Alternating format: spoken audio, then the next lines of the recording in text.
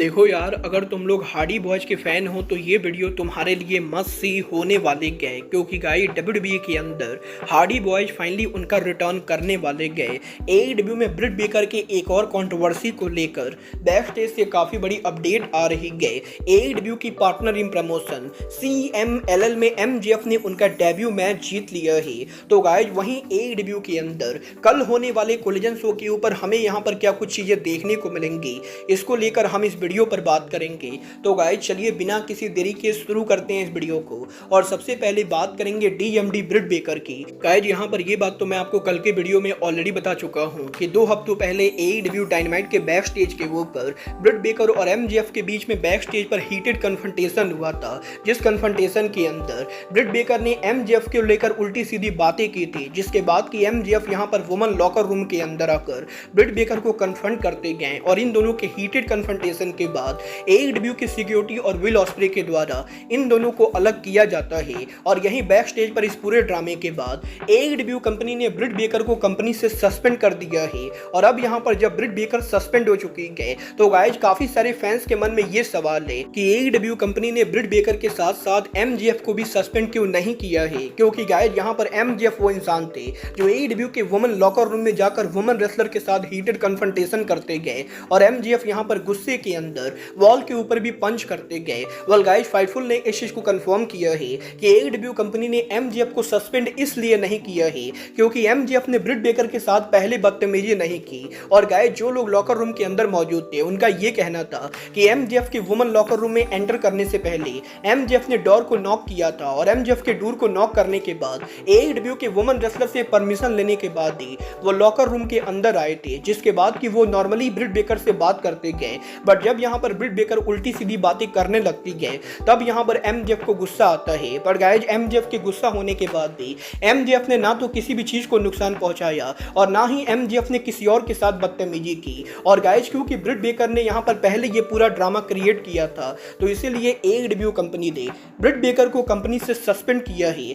क्योंकि गाइस यहाँ पर MJF और ब्रिट बेकर के इस ड्रामे से पहले AEW के अंदर ब्रिट बेकर के रिटर्न होने के बाद वो AEW के एक और रेसलर को लेकर ड्रामा क्रिएट कर रही थी। और ये रेसलर और कोई नहीं बल्कि AEW की न्यूएस्ट साइनिंग मरिया में है। गाइस यहाँ पर ये बात तो हम सभी लोगों को मालूम है।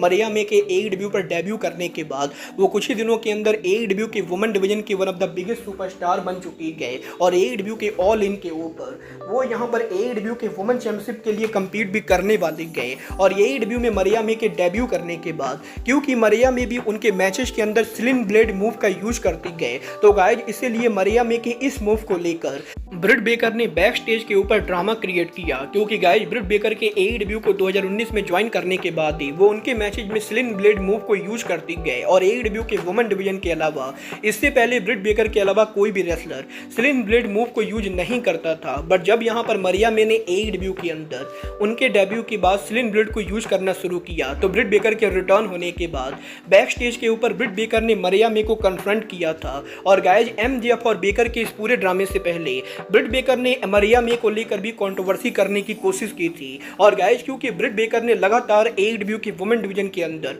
पिछले कुछ सालों में काफी सारा ड्रामा क्रिएट किया है तो गाइस इसीलिए MJF और बेकर के इस पूरे मामले के अंदर AEW की PR टीम और टोनी खान के द्वारा MJF को सपोर्ट किया गया। और AEW के अंदर से MJF को नहीं बल्कि ब्रिट बेकर को सस्पेंड किया गया। वल देखना बहुत ही दिलचस्प होने वाला है कि ब्रिट बेकर ऑल इन से पहले कोई और ड्रामा क्रिएट करती हैं या नहीं। बट गाइस जहां तक बात रही MJF की तो गाइस यहीं AEW के बाहर आज MJF ने फाइनली यहां पर AEW के new partner in promotion CMLL wrestling पर डेब्यू कर दिया है। जहां पर आज CMLL के अरीना मैक्सिको शो के ऊपर MJF यहां पर उनका पहला इंटरनेशनल टाइटल डिफेंस करते गए, जहां पर वो AEW का अमेरिकन टाइटल अरीना मैक्सिको में टेम्पलेरो के खिलाफ डिफेंड करते गए। और इन दोनों के इस मैच के शुरू होने के पहले MJF मैक्सिको के अंदर अमेरिकन फ्लैग को लेकर एंटर होते गए, जिसकी वजह से क्राउड यहाँ पर MJF को काफी ज्यादा बू करती गए। और इसके बाद रॉकी रोमेरो की मदद से MJF अरीना मैक्सिको में मैच के शुरू होने के पहले उनका हील प्रोमो कट करते गए, जहां पर वो मैक्सिकन लोगों का मजाक उड़ाते गए। और इसके बाद आज यहां पर टेम्पलेरो और MJF के 16 मिनट के सॉलिड मैच के बाद MJF यहां पर इस मैच को जीतकर AEW के अमेरिकन टाइटल को रिटेन करते हुए अरीना मैक्सिको में यहां पर क्राउड को मॉक करते गए। और कुछ इस तरीके से अरीना मैक्सिको के अंदर MJF ने उनके डेब्यू मैच को जीत लिया है। वेल देखना बहुत ही दिलचस्प होने वाला है कि एमजेएफ के अरीना मैक्सिको में ऐसे सॉलिड डेब्यू के बाद अरीना मैक्सिको के अंदर उनका अगला मैच कवर किससे होता है। बट गाइज जहां तक बात रही अगले मैच की, तो गाइज अब मैं आपको बता दूं एईडब्ल्यू के इस हफ्ते डायनामाइट शो के ऊपर American dragon Bryan Danielson all in से पहले उनका मैच रेसल करने वाले गए, जहां पर वो लेजेंड जेफ जैरेट को 1-on-1 मैच में फेस करेंगे। और गाइज ब्रायन और जेफ जैरेट के इस मैच को लेकर अब एईडब्ल्यू कंपनी ने एक बड़े लेजेंड का रिटर्न अनाउंस कर दिया है, और ये लेजेंड और कोई नहीं बल्कि Ricky the dragon steam boat है। गाइज यहाँ पर ये बात तुम सभी लोगों को मालूम है, एईडब्ल्यू के अंदर स्टीम बोट को आखिरी बार एईडब्ल्यू के वर्ल्ड एंड पेपर व्यू पर देखा गया था, जहां पर एईडब्ल्यू के अंदर सीएम पंक, रिकी स्टार्क और रिकी स्टार्क वर्सेस ब्रायन के राइवलरी के अंदर यहां पर Ricky steam boat special referee थे। और अब यहां पर एईडब्ल्यू के अंदर फाइनली रिकी स्टीम बोट एक बार फिर से रिटर्न करने वाले गए, जहां पर वो ब्रायन और जेफ जैरेट के मैच के अंदर हमें यहां पर एईडब्ल्यू के अंदर स्पेशल गेस्ट के तौर पर अपीयर होते हुए दिखाई देंगे। वेल देखना बहुत ही दिलचस्प होने वाला है कि रिकी स्टीम बोट इस बार ब्रायन और जेफ जैरेट के मैच में कैसा रोल प्ले करते गए। बट गाइस चलिए फिलहाल आगे बढ़ते हैं और बात करते हैं हार्डी बॉयज के डब्ल्यूडब्ल्यूई पर रिटर्न होने की। वेल बात करें अगर यहाँ पर हार्डी बॉयज की, तो गाइस ये बात तो हम सभी लोगों को मालूम है, हार्डी बॉयज के एईडब्ल्यू को लीव करने के बाद वो करंटली यहाँ पर टीएनए रेसलिंग के लिए काम कर रहे गए। और गाइस वो यहाँ पर टीएनए कंपनी के अंदर हमें यहाँ पर इस समय देखने को मिल रहे गए। बट गाइस जैसा कि मैं आपको ऑलरेडी बता चुका हूँ, हार्डीज के एईडब्ल्यू को लीव करने के बाद वो टीएनए पर काम तो कर रहे गए, बट उन दोनों ने टीएनए के साथ कोई भी ऑफिशियल कॉन्ट्रैक्ट साइन नहीं किया है।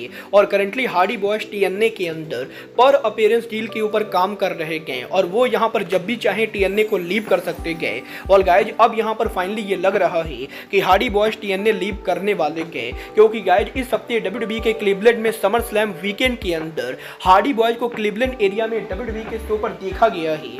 और गाइज यहाँ पर आज जब डब्ल्यूडब्ल्यूई उनका स्मैकडाउन कर रही थी, तो हार्डी बॉयज स्मैकडाउन के बैक स्टेज एरिया के ऊपर थे, जहां पर हार्डी बॉयज डब्ल्यूडब्ल्यूई के कुछ हायर ऑफिशियल के साथ मीटिंग करते गए। और गाइज यहाँ पर लोगों का ये बोलना है कि हार्डी बॉयज पॉसिबली डब्ल्यूडब्ल्यूई पर रिटर्न करने वाले गए। और डब्ल्यूडब्ल्यूई के हायर ऑफिशियल और हार्डीज के बीच में जब मीटिंग होती गए, तो उस समय इस मीटिंग को लेकर हार्डी बॉयज ने डब्ल्यूडब्ल्यूई के लिए कोई कंटेंट भी रिकॉर्ड किया है। और गाइज अभी तक ये क्लियर नहीं गया कि डब्ल्यूडब्ल्यूई के द्वारा हार्डी बॉयज को आज यहाँ पर न्यू कंटेंट ऑफर किया गया है या नहीं। बट गाइज डेफिनेटली यहाँ पर हार्डीज का क्लीवलैंड में यहाँ पर डब्ल्यूडब्ल्यूई से मीटिंग करना इनडायरेक्टली इस चीज को टीच करता है कि हार्डी यहाँ पर जल्द ही डब्ल्यूडब्ल्यूई के ऊपर रिटर्न करेंगे। बल देखना बहुत ही दिलचस्प होने वाला है कि हार्डी बॉयज डब्ल्यूडब्ल्यूई के एनएक्सटी पर रिटर्न करते गए या वो डायरेक्टली मेन रोस्टर के ऊपर रिटर्न करते गए। बट गाइज चलिए फिलहाल आगे बढ़ते और बात करते हैं एईडब्ल्यू के कल होने वाले कोलिजन शो की। बल बात करें एईडब्ल्यू के कल होने वाले कोलिजन शो की, तो गाइज अब मैं आपको बता दूं कल होने वाला एईडब्ल्यू का कोलिजन शो लाइव ना होकर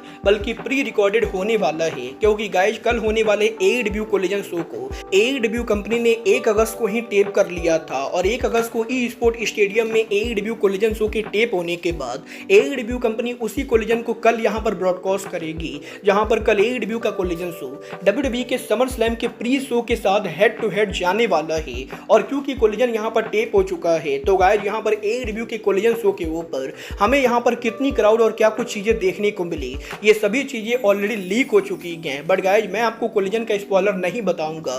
वेल बात करें कोलिजन के यहां पर अटेंडेंस की, तो ई स्पोर्ट स्टेडियम के अंदर एईडब्ल्यू कोलिजन शो के ऊपर करीबन यहां पर 1000 लोग कोलिजन शो के ऊपर मौजूद थे। बट बात करें शो के मैचेज और सेगमेंट की, तो गाइज एईडब्ल्यू के इस हफ्ते कोलिजन शो के ऊपर CMLL सुपरस्टार मिस्टिको उनका रिटर्न करेंगे, जो यहां पर कोलिजन शो के ऊपर एईडब्ल्यू के न्यूवेस्ट साइनिंग होलोग्राम के साथ टीम अप करेंगे। और ये दोनों कोलिजन शो के ऊपर द प्रीमियर एथलीट को फेस करने वाले गए। तो वहीं एईडब्ल्यू के कोलिजन शो के ऊपर हमें यहां पर टाइमलेस टोनी स्टॉर्म एक्शन में देखने को मिलेंगी। और टोनी स्टॉर्म के इस मैच के लिए मरिया में कमेंट्री टेबल पर होने वाले हैं, जिसके बाद की एईडब्ल्यू के कोलिजन शो के ऊपर हमें यहां पर क्लॉडियो कैस्टेग्नोली वर्सेस ली मोरियोट्री वर्सेस तोमोहिरो इशी के बीच में कॉन्टिनेंटल कोलिजन 3 वे मैच देखने को मिलेगा। तो वहीं एईडब्ल्यू के कोलिजन शो के ऊपर हमें यहां पर ठंडा रोजा एक्शन में देखने को मिलेंगी, जो यहां पर ताया वेल्करी को फेस करने वाली है। और इसके साथ साथ एईडब्ल्यू के कोलिजन शो के ऊपर हमें यहां पर machine Brian Cage Kyle Fletcher को फेस करते हुए दिखाई देंगे।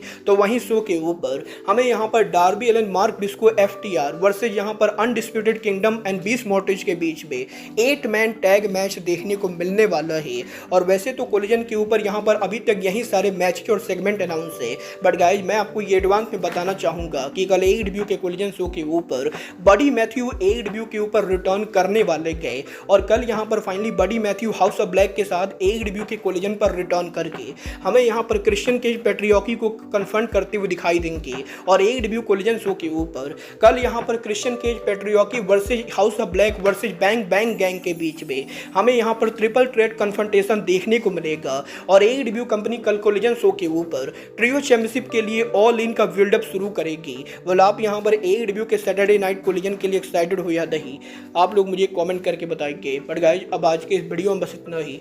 मैं मिलता हूँ आपसे अपने अगले वीडियो में। बट गाइस तब तक के लिए good bye, good night and bye.